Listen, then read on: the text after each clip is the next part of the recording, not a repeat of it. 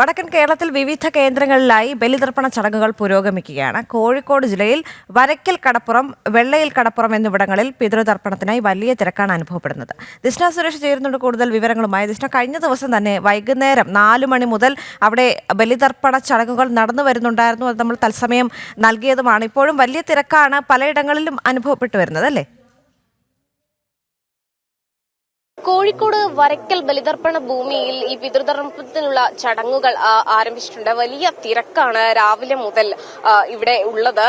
ഇന്നലെ 4 മണി തൊട്ട് ഈ ചടങ്ങുകൾ ആരംഭിച്ചു. എന്തായാലും വലിയ തിരക്ക് തന്നെയാണ് ഇവിടെ അനുഭവപ്പെടുന്നത്. കഴിഞ്ഞ വർഷം 1 ലക്ഷത്തിലധികം ആളുകൾ ഇവിടെ എത്തി ബലിതർപ്പണം നടത്തി എന്നതാണ് കണക്കുകൾ പ്രകാരം നമുക്ക് അറിയാൻ സാധിച്ചിട്ടുള്ളത്. എന്തായാലും ഈ വർഷം 1.5 ലക്ഷത്തിലധികം ആളുകൾ ഉണ്ടാവുമെന്ന് തന്നെയാണ് പ്രതീക്ഷിക്കുന്നത്. വിവിധ കൗണ്ടറുകളിലായാണ് ഇത്തരത്തിലുള്ള ബലിതർപ്പണ ചടങ്ങുകൾ ഒരുക്കിയിരിക്കുന്നത്. നമുക്ക് അറിയാൻ സാധിച്ചിട്ടുള്ളത് കോഴിക്കോട് ജില്ലയിൽ നിന്ന് മാത്രമല്ല, ജില്ലയുടെ പുറത്തു നിന്നും വിവിധ ജില്ലയുടെ പുറത്തു നിന്നും ആളുകൾ ഇവിടെ എത്തിയിട്ടുണ്ട് എന്ന് തന്നെയാണ് നമുക്ക് അറിയാൻ സാധിച്ചിട്ടുള്ളത്. എന്തായാലും ഹിന്ദു ഐക്യവേദിയുടെ നേതൃത്വത്തിലൊക്കെ തന്നെയും ചുക്കുകാപ്പി വിതരണം ഉൾപ്പെടെയുള്ളവ ഇവിടെ എത്തുന്ന ആളുകൾക്ക് സൗജന്യമായി നൽകുന്നുണ്ട്.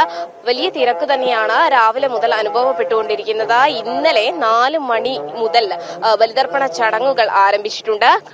ശ്രീകണ്ഠേശ്വര ക്ഷേത്രയാഗത്തിന്റെയും വരക്കൽ ദുർഗാദേവി ക്ഷേത്രത്തിന്റെയും വരക്കൽ ബലിതർപ്പണ സമിതിയുടെയും ഹിന്ദു ഐക്യവേദിയുടെയും നേതൃത്വത്തിലാണ് ബലിതർപ്പണം നടക്കുന്നത്. 365 ദിവസവും ഇവിടെ ഈ ബലിതർപ്പണ ചടങ്ങുകൾ നടക്കുന്നു എന്നത് തന്നെയാണ് മറ്റൊരു സവിശേഷത. എന്തായാലും രാവിലെയൊക്കെ തന്നെയും വലിയ രീതിയിൽ മഴയുണ്ടായിരുന്നു. എന്നാലും ആളുകൾ വലിയ രീതിയിൽ ഇവിടെ എത്തുന്ന ഒരു കാഴ്ച തന്നെയാണ് നിലവിൽ നമുക്ക് കാണാൻ കഴിയുന്നത്.